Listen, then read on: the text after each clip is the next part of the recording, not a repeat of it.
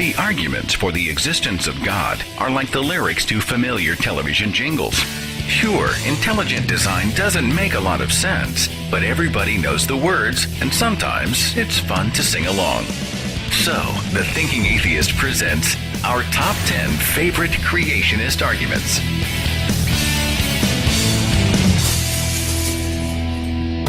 Number 1. Carbon dating isn't accurate to determine the age of the Earth. Well, perhaps that's why carbon dating isn't the preferred method for dating rocks and fossils. In fact, there are a great many methods of radiometric dating that accurately measure the decay of radioactive elements in rocks, meteorites, and fossils. And those methods can confidently measure the age of planet Earth to be 4.5 billion years. Number 2. You can't prove evolution. As opposed to proving the young Earth theory from primitive anonymous documents?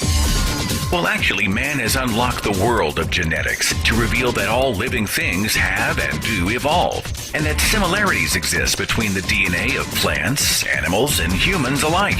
Evolution is observable, provable science. To quote the famous evolutionary biologist Stephen Jay Gould, creationist critics often charge that evolution cannot be tested and therefore cannot be viewed as a properly scientific subject at all. This claim is rhetorical nonsense. Number 3. If man evolved from monkeys, why do we still have monkeys? This is like asking, if America was colonized by the English, why do we still have England? Next question, please. Number 4. The human eye is too complex to have evolved. This argument is also known as irreducible complexity. This gross oversimplification ignores creatures like the single-celled euglena, which have evolved antennae for light. Mollusks and jellyfish have evolved varying grades of vision. Plus, consider this, the human eye is more poorly constructed and much less acute than the eye of the octopus or the great horned owl. Did God care more about the design of the horned owl than his own children? Number 5. Atheism is actually a religion. Indeed, much like not collecting stamps might be called a hobby, or not smoking might be called a habit. Number 6. Oh yeah? Well, scientist X believes in God. Well, that's nice. So did icons like Copernicus, Kepler, Galileo, who also lived during the time of dirt floors, bleeding sick people to cure them of illness, and burning witches at the stake. Sir Isaac Newton was a believer and theologian. He was also an alchemist. Did Newton's groundbreaking research on gravity and the laws of motion also prove his belief that metals had magical powers and could be combined to make gold? Cherry pick all you want. The fact is, 93% of the members of the National Academy of Sciences reject the concept of God. That's not just a majority, it's an overwhelming majority. In fact, this is just a sampling of the reputable scientific organizations that reject intelligent design and support evolution by natural selection.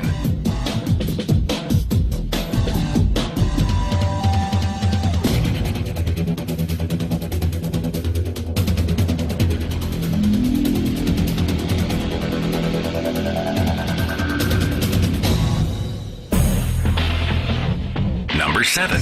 So you're saying that everything happened by chance?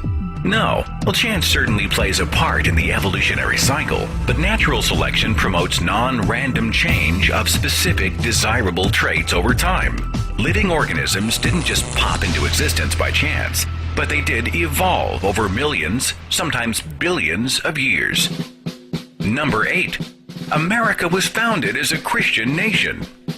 Actually, the U.S. Constitution never mentions God, and the mention of religion in Article 6 and the First Amendment serve to separate religion from government altogether. The words "In God We Trust" weren't printed on American coins until 1863, after a religious surge during the Civil War. Paper money didn't have it until 1957. The words "under God" weren't even in the original Pledge of Allegiance. They were added by Congress in 1954. and many of our founding fathers were either deist or ambivalent about the Christian God, including Thomas Jefferson, Benjamin Franklin, James Madison, John Adams, Thomas Paine, and even George Washington. Number 9. The second law of thermodynamics. We love this argument because it is thrown out so flippantly and with so little understanding. In a nutshell, the second law of thermodynamics says that systems must become more disordered over time. So, complex living cells and organisms couldn't have come out of basic inanimate chemicals. In other words, more time means more chaos. What creationists fail to mention is that this law only works in a closed system where no energy or matter leaves or enters.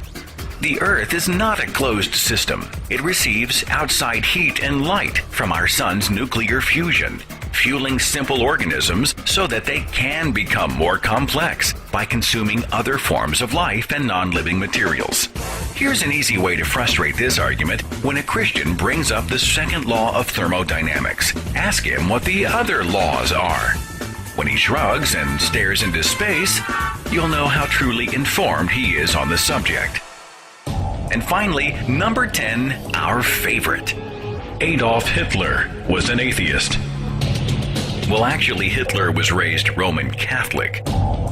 In Mein Kampf, Hitler speaks of the creator of the universe and says the Aryan race was created by God. His religious views, or lack of them, remain in dispute, but using the name of history's greatest tyrant isn't an argument. It's a provocation that has nothing to do with the concept of evolution or creation.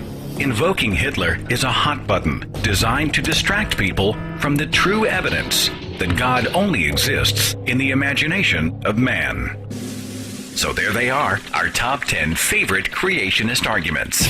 The next time you come up against one of these, just remember that your worldview is based on evidence. Their worldview includes an invisible divine daddy, 2 naked people and a talking snake, contradictory documents written in the Bronze Age, the wearing of torture devices around one's neck, and bumper stickers that proudly say, 7 days without prayer makes 1 week. For the record, we're not sure the creationist argument could be much weaker. We're just saying.